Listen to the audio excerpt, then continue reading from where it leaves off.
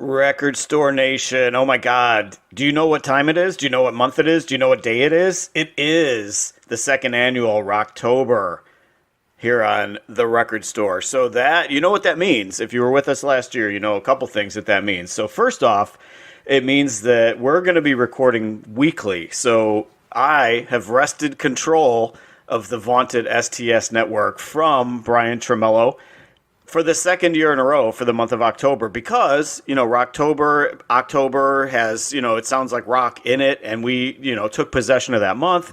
We put an R in front of it, so we have deemed it our own. So Rocktober 2022 is the second annual Rocktober, and what that signifies, aside from the fact that I'm taking over and booting him to the corner, although he is still going to produce the show, so there's that. So I got to be sort of nice, kind of nice, maybe a little bit nicer than normal, probably not, but anyway. So the other thing that signifies is that for the month of October, all the albums that we do here on the Record Store, and I say we because I'm a podcaster, and so I'm out of my mind, and I don't know, pronouns singular versus plural. But anyway, so what that means is that I grab only exclusively albums from this year to do on the Record Store. So only 2022 releases. So shout out to John McAdam on that one. And again, I take control of the network. So we're going to have a couple weeks worth of regular shows. And then the highlight of the month is we do a live show. Me and Brian are going to actually do a live show at the end of the month where Brian picks the album. So initially, I kind of forgot about that, and I was ready to pick an album out for the two of us to do, and I was going to try to keep it towards something that, his kind of music, but I was misinformed, and I found out today that he will be picking out the album, and he's going to, quote, try to open my eyes to other types of music. So, although he promises there will be no rap and no country, I think I could live with some of either, but not just a lot. It's just not in my wheelhouse. So I think I could live with some of either. I'm going to say that, but as we know, it is mainly the rock and the roll are the two types of music that I like the most. So that is what we cover here. So that being said, so for Rocktober, there will be prizes towards the end of the month. We will spin the wheel. We will make the deal. You will get a Record Store t-shirt. You will also get a copy of All the Right Notes, the book that I reference constantly on here, which is available on Amazon.com for the low, low price. I think it's still on sale. It was on sale for like $9 the last time I checked. So be sure to get that now. All you cheapskates that can't afford the 15, to help me buy one extra pack of ramen for the month, you can get it now for $9 because I think it's still on sale. So check that out. And somebody will be getting one for free at the end of the month when we spin the wheel. So that is all the prefaces that I have to put before the episode.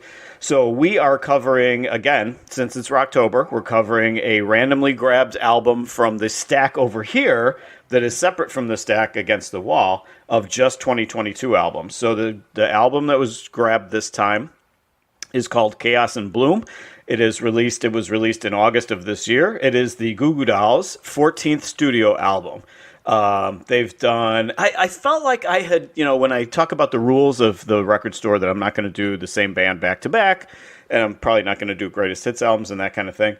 I felt like I had done the Goo Goo Dolls not that long ago, but it was almost a year ago when I did one of their early albums, which was before they really caught on, and they were still kind of a garage band at that time.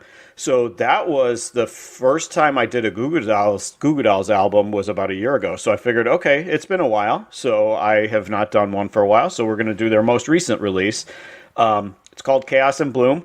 14th studio album. They've done, I looked it up, and I've got all of their albums, and I've got a bunch of live stuff, and I've got a bunch of rarities and compilations and stuff, so it felt like they have way more than 14 albums, and they do, but in terms of pure studio albums, it's 14. So I've seen them, man, it's been probably about 15, 16 times, close to 20 times. Always great. In fact, I just saw them this summer. They were touring on this album. When this album came out, when I saw them, I want to say it was like literally within days, either before or after this album came out. So just recently, at this place along the lake here in Chicago that I love. It's a great place to see any concert. It's just such a beautiful venue, right on the lake, right on Lake Michigan. And I've actually seen them there a handful of times. Of all the many times that I've seen them there a few times. Once it was like a monsoon, like pouring rain because it's right on the lake. And so it was a great atmosphere for that. But the weather was just perfect this last time I saw them. And like I said, just always a great show, always very high energy. I did meet them, not on this tour, but I did meet them on a previous tour.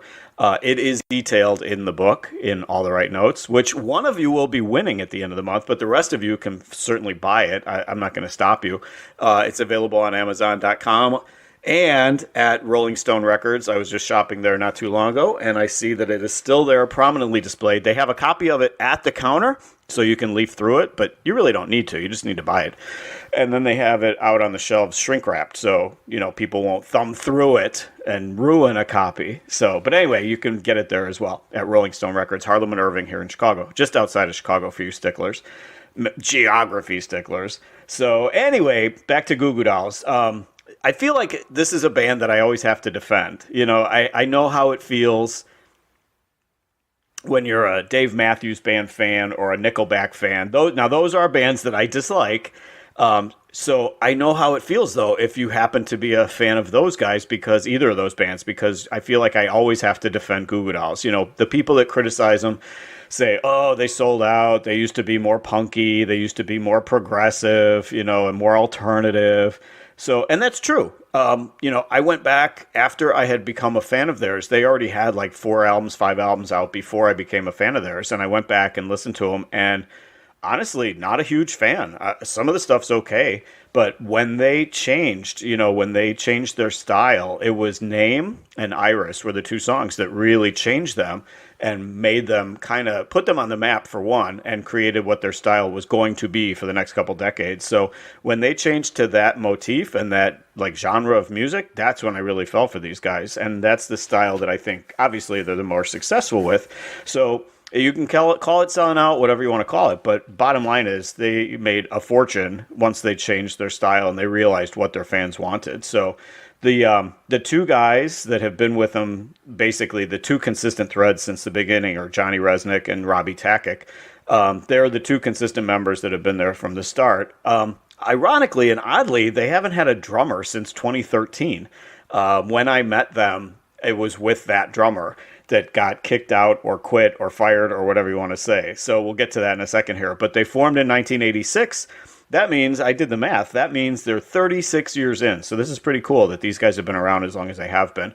So like I said, Name and Iris are the big radio hits, but really so many hits. Black Balloon, Broadway, Slide, Better Days. They've had so many great hits, so many radio classics. They've sold over 15 million albums, 4 Grammy nominations, primarily for Iris. They've done a lot of movie soundtrack work. Ironically and oddly, like I was talking about their original history, but Robbie Takic was their original singer when they first started out as a garage band out of Buffalo. Much raspier voice, not a horrible voice at all, but much raspier, definitely more of a punky style versus versus Johnny Resnick. What happened was a couple years in, they had a local radio hit in Buffalo, and Resnick was the singer, and that was it. That song clicked on radio in Buffalo. And it became a big hit locally there. And so because Johnny was the singer, that formula stuck, and they've never looked back from that. So I am sure there's probably times where Robbie Takic, with this formula of success, Robbie has probably not been thrilled with some of that stuff. And the fact that he only gets a couple songs per album at this point, and primarily 80% of the albums are Johnny singing. But that's what works, and so he's paying his mortgage, and he's paying for all of, the matcha tea that he orders from Japan or gets at a tea shop here in Chicago sometimes. He's paying his bills based on the fact that Johnny is the one that's mainly responsible for selling all the albums that they sell. So back to the drummer thing. The original, it's like freaking Spinal Tap. So the original drummer, when they first started out in 86, was fired over money, of course, because that seems to be what these things are always over. A couple years in.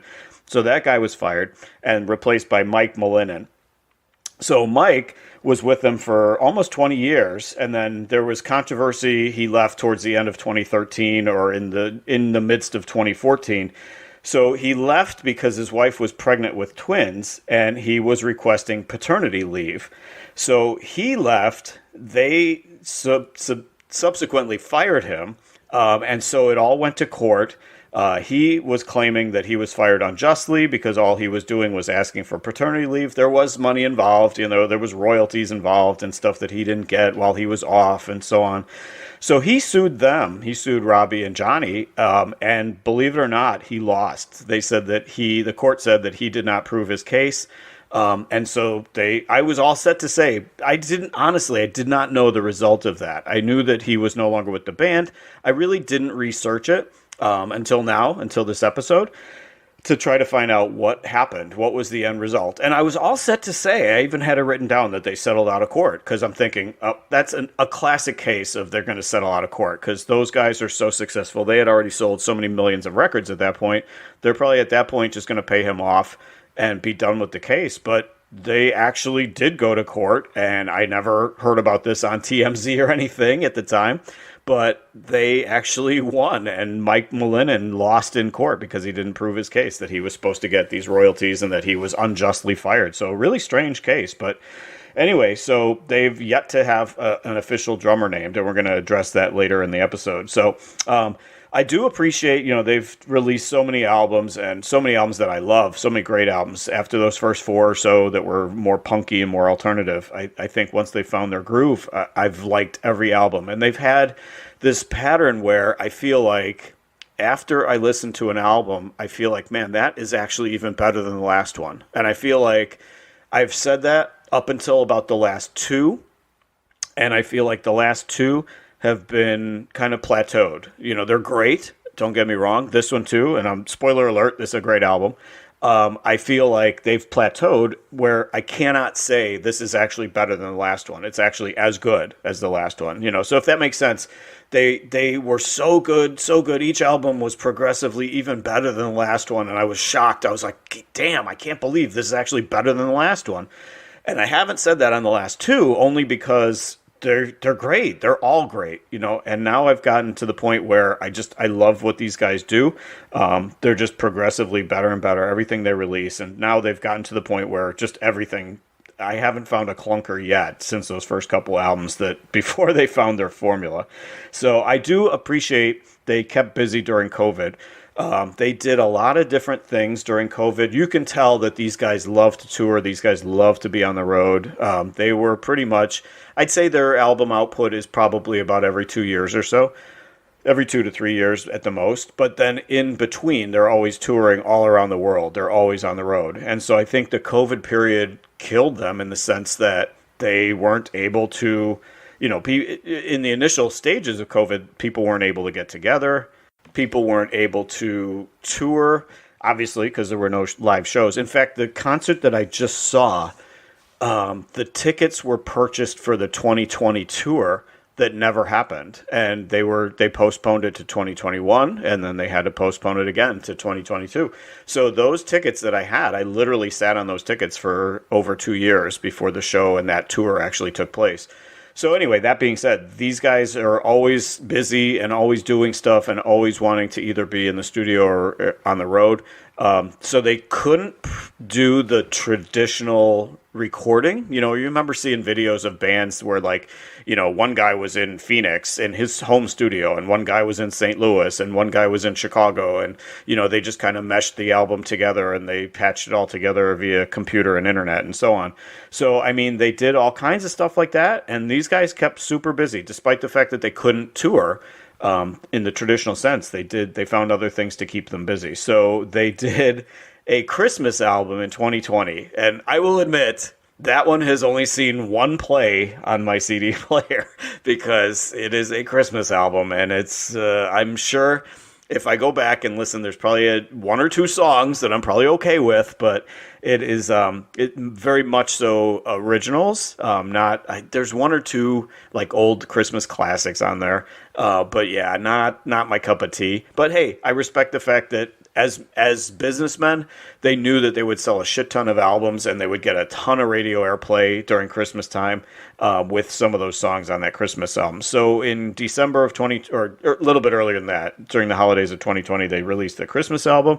In June of 2021, they released a Rarities double album. So it was like all kinds of cuts, that live stuff that I hadn't heard before, rarities like B-sides and stuff that I hadn't heard before. So definitely a good album release there.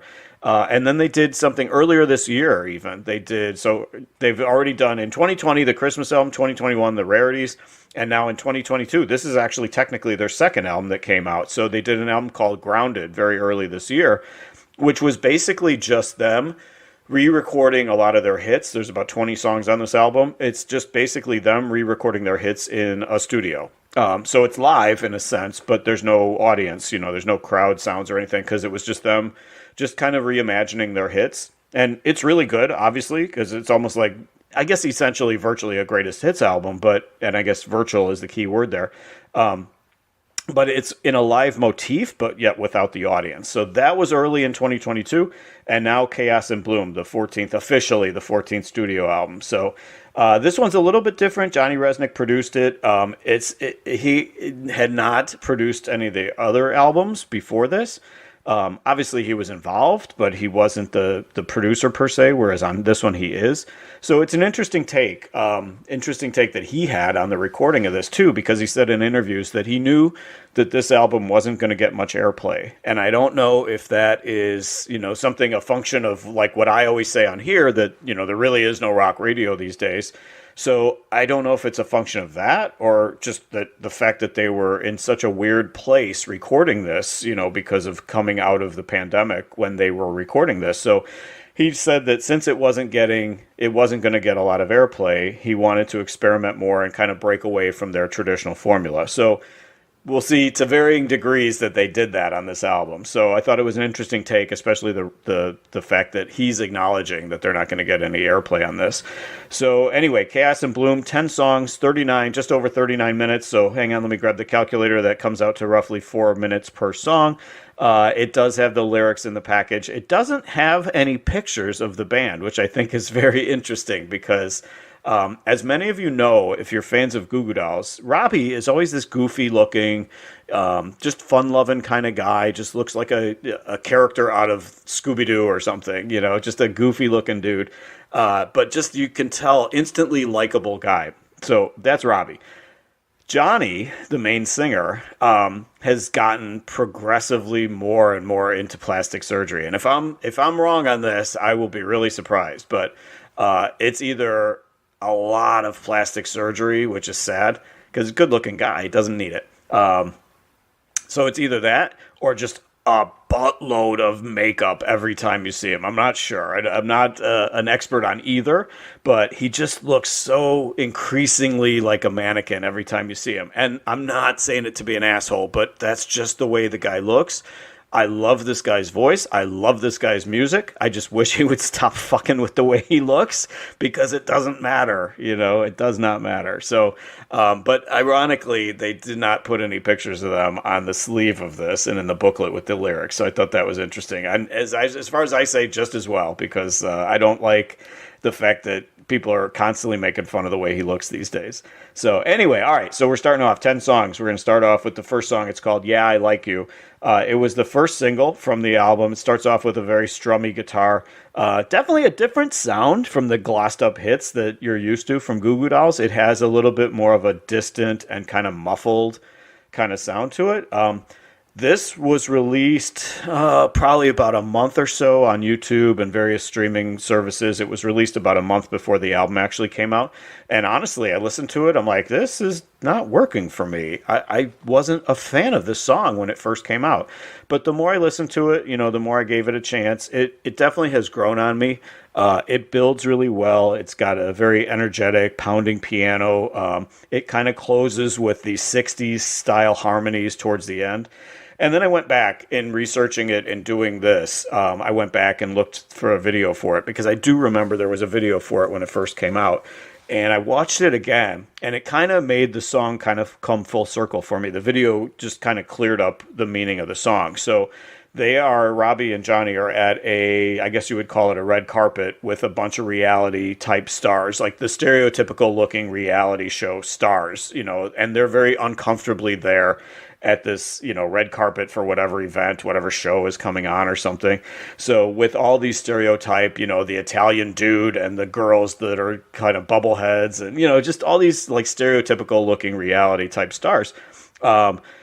A fight breaks out, so the whole thing is just basically parodying social media, parodying the iPhone generation, parodying TMZ, that type of thing.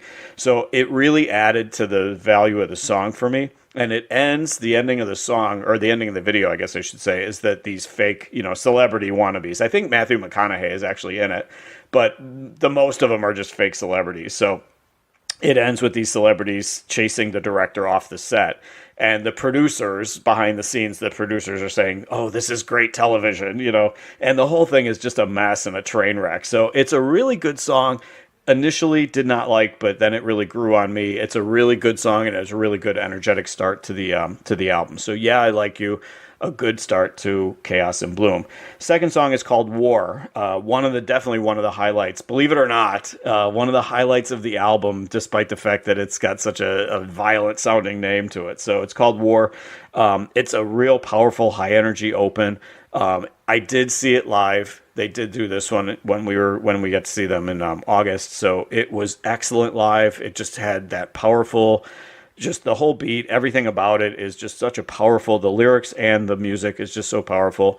Resnick's voice just sounds so smooth here. He just has the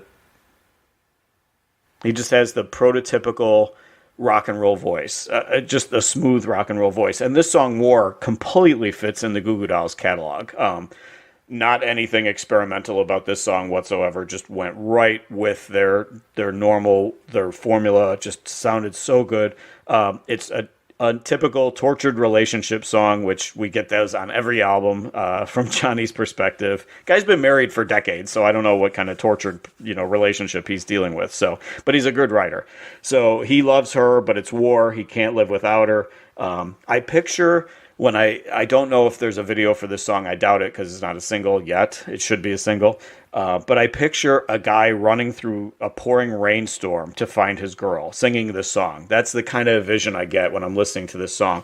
Just like a John Cusack type thing where he's running through a dark streets in the middle of nowhere in the pouring rain trying to get to the girl's house. So just a powerful song. The lyrics, the music, prototypical Goo Goo Dolls, and War is a fantastic song in the second slot. So, all right, third song is called Save Me From Myself. Very mellow start. Definitely in contrast to the last song. Very spare beginning to it. There's multiple tempo changes. I like that. When it gets going, it has this, I'm not going to say weird, 90s kind of new wavy kind of vibe to it, but it has this 90s feel, honestly, where you're picturing like Belinda Carlisle snapping on stage, dancing, doing the Carlton dance, the typical Carlton / Belinda Carlisle Go-Go's type dance to the beat of this song, especially during the chorus. So Resnick, he plays with the vocals here a little bit. He uses these special effects on his vocals when he's singing, and then on his own voice, and then a couple times he's got a couple females doing harmonies on this. So it has a kind of a different sound to it. This one is definitely, yes, a little bit experimental here for them. In the theme of this song, he's lost. He's looking for the girl to break him out of his funk and break him out of his solitude. And believe it or not, despite that being the message, it's actually a good, really upbeat kind of song, especially when the chorus kicks in each time. So, all right, fourth song before we get to a break. It's called Let the Sun. A pure acoustic open to this song. Again, very spare, very somber. For 2.5 minutes, it's this very spare, hardly any music to it. Just the piano and just the acoustic guitar more so than piano. But just a quiet beginning to it for 2.5 minutes, and then the drums and the rest of the band blast in for the last minute of the song.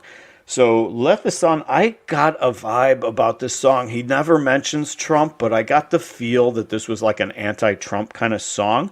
It could just be anti-rich guy song, which is kind of ironic because there are a couple of rich guys now, but it could be anti-rich guy or anti-Trump. It could be because of the time frame, but he sings about living in a tower in the sky while people are living in the streets. People are working and busting their balls to work and earn a living while you're living in your tower, in your ivory tower up in the sky. So it just gave me a Trump kind of feel to it. I don't know. There's other guys that represent rich guys, I suppose, rich white guys. So it came across like another powerful, like, we got to do better than this kind of song. Like Better Days was we got to do better than this kind of song, which was in the aftermath of Hurricane Katrina. It had that kind of feel to it. So like I said, 2.5 minutes of just somber, morose kind of lyrics and music, and then in the final minute of the song, just full-on bombastic, strong energy, angry anger. Overall, just a really good song. Let the Sun at number 4. We are going to take a break. We're going to pay some bills. We're going to listen to our sponsors, and we will be right back with side 2 of Chaos and Bloom by the Goo Goo Dolls here on Rocktober on the Record Store. We'll be right back. All right, welcome back, Record Store Nation. We are back. It is Rocktober. If you have not heard, tell all your friends. It is Rocktober. Simply, we have a month that begins with the letters O-C. I wish there was a K in it, but there's not officially, although some people might spell it that way, but whatever, they're idiots. So we put an R in front of October, and it gives us Rocktober. So the formula for us for Rocktober is we only do albums that were released this year. Because, I've grabbed albums from the vast stack over here that are from the 60s, the 70s, the 80s, the 90s, 2000s, so I mean, I could grab from very many eras, but we wanted to make sure that we're not shortchanging albums that come out this year, because unlike other mindsets of other people and maybe other podcasts, there is great music happening still to this day. There's great albums coming out. So whether it's brand new bands and whether it's just old bands that you love that are still, putting out great stuff, there is great music coming out today, despite the fact that some people only rely on the 80s and 90s for their music and their classic rock, and that's partially why rock radio is in the state of shambles that it is in. So we wanted to always take 1 month out of the year to recognize the fact that there is great music coming out these days too.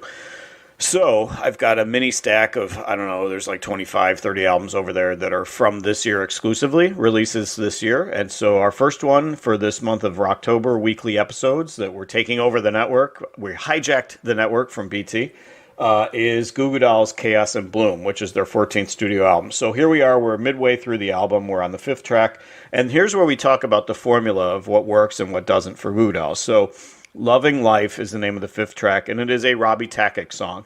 So the formula is that there's roughly 10 songs per album, of which Robbie gets 2. And they mix them around, so there's the 5th song is his and the 8th song is his on this album, and that's pretty much usually something like that. I'll have to look and see. It might literally be the 5th and the 8th on every single album, but they mix them in so that you get primarily Johnny Resnick songs, which is the prototypical voice that everybody knows from Goo Goo Dolls, but then you get the Robbie song to throw him a bone. He seems like such a nice guy, and I hate to say nasty things like that, but I mean, hey, it's what works, and he knows that. They're a business, and they're in the album selling business, and the streaming business, and the concert merch selling business. So they're going to focus on the guy who's got the great voice and the guy who's got the great looks, despite the plastic surgery. Maybe that's why he's getting it, because he doesn't want to lose those great looks. So Robbie is the goofy-looking guy with the raspy voice, and some of his stuff is good, but there was those middle albums, like, I don't know, 9, 10, 11, 12 album or so, those Robbie songs were definitely forgettable. And then he started having a kind of a rebound. I guess since you only are getting to release 2 songs a year or 2 songs every 2 years, you're going to get the best songs of him. So the last couple albums, his songs have actually been good. So the other thing with the formula that we can talk about is in concert. If you see Goo Goo Dolls in concert, they always stack. Robbie usually gets 4 songs in concert, and they stack them 2 and 2. So I always say that's the bathroom break. Me personally, I don't know that I would necessarily say that, because I try not to drink beer at shows, so I try not to have to go to the bathroom 75 times when I'm paying for, whatever, $200 for a concert. So I want to see the show, and I also want to be sober, so I'm appreciating the music. So I usually don't drink at concerts. So, but I'm in the minority on that. And so when the first Robbie song in a set comes on, then you know there's going to be two back to back. So that gives you enough time to get to the bathroom, hopefully, and get back to your seat before the next Johnny song comes on. So that is the formula there too. So anyway, this song, the fifth song called Loving Life, very yacht rock kind of open to it. A very pleasant song, very melodic, especially coming from Robbie. Robbie was definitely the more punk influence early on in the early decades of these guys, or early decade, I guess. So definitely more melodic for him and more of a yacht rock feel. So this song, Loving Life, definitely a lighters in the air kind of song with a really sing-song kind of chorus. It was co-written, interestingly, it was co-written by Johnny. So I think that helps it make it a little bit more palatable than some of the previous Robbie songs have been. So this one, it sounds like basically Robbie is singing like he's loving life, he's happy. He hopes that she is too for all the good that they have together. I'm assuming he's talking about his wife here probably. But for a Robbie song, honestly, perfectly acceptable. So Loving Life, a nice song at number 5. Not a, it's Robbie.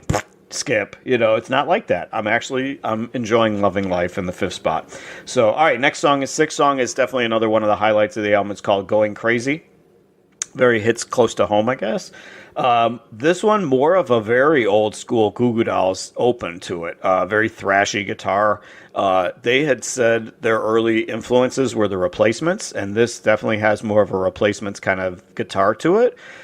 This one is back to a Johnny song. He's a fucked up soul. He's lost. He's really going through it, but she sees the best in him, despite all of his craziness. So I feel like there's Johnny songs on every album that represent this mindset.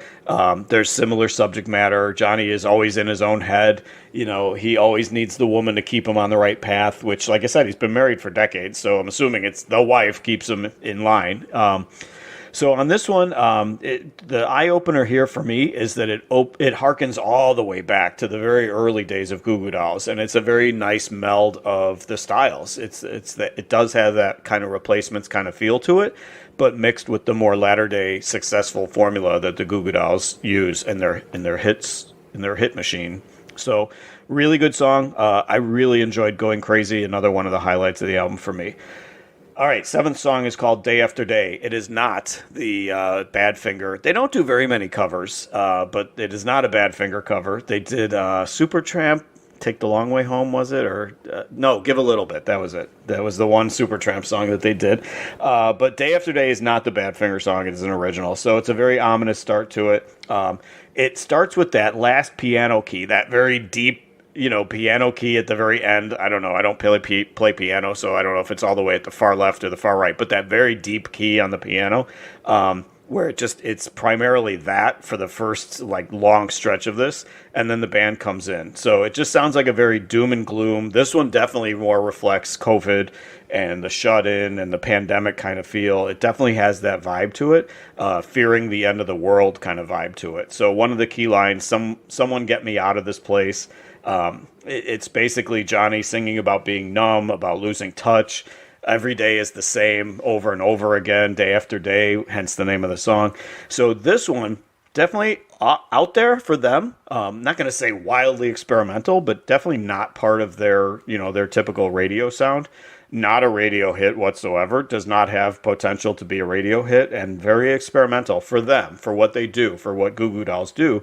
Day After Day, definitely a more experimental sound. And in the interview where Johnny said he wanted to do some different playing around with the sound, definitely this song is one of those songs that's part of that. So, all right, 8th song is, as mentioned before, the other Robbie Tackick song. It's called Past Mistakes.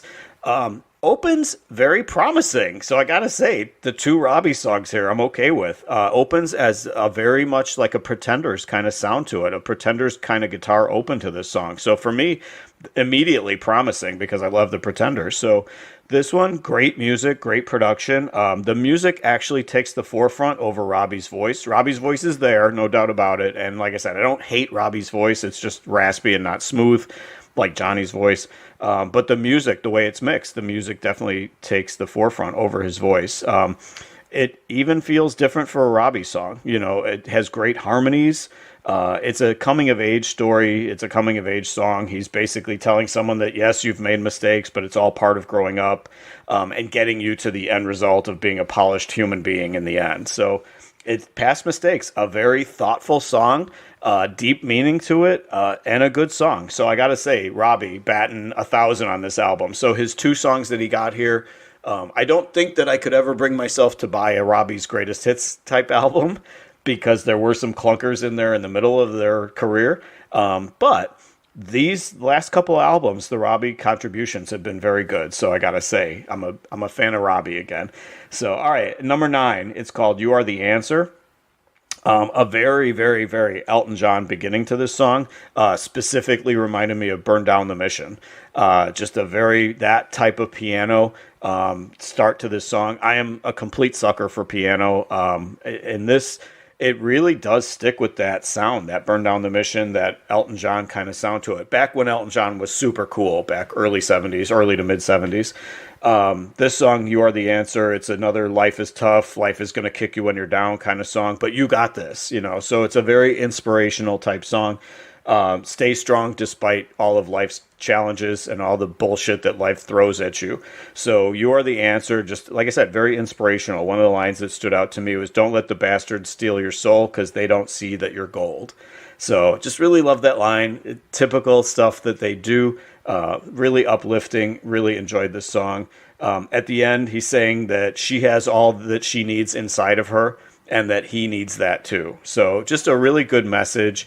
Really good song. I really enjoyed not only the music, because like I said, the Elton John connection there, the inspiration, the Elton John inspiration, as well as the lyrics and the message that they're getting across on "You Are the Answer." So, all right, 10th song is called "Superstar." It's the last song on the album. "Superstar," initially I thought, didn't the Carpenters have a song called "Superstar"? And I actually really liked that song when it came out. I was a kid when it came out, and I really liked that song. So you can go back and listen to it. It's a really good song. Karen Carpenter, great voice.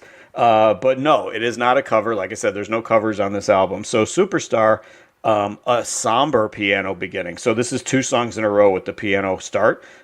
This time a little bit more somber. This time it actually had kind of a John Lennon double fantasy era kind of sound to it. So in this song, in "Superstar," it's someone that he looks up to, the center of his world.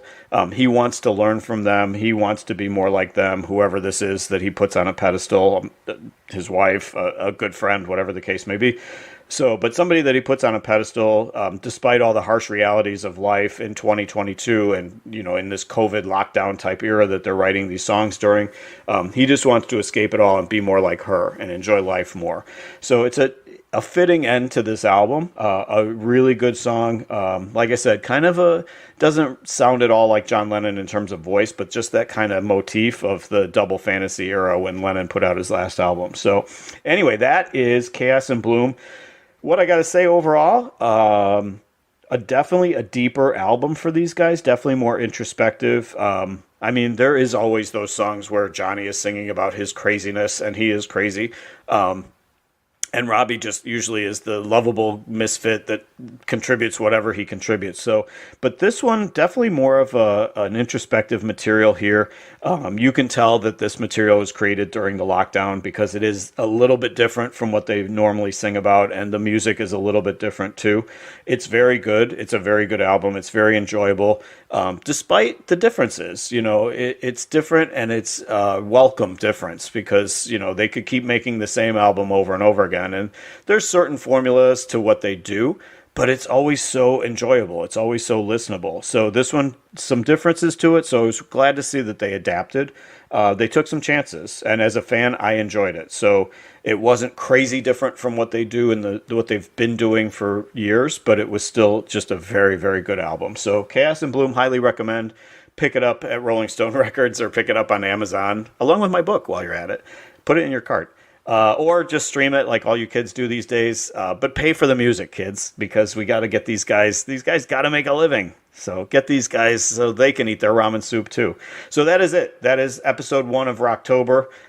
This is week 1. So thank you to Brian for producing. Thank you to you guys, Record Store Nation, for listening and keeping the lights on.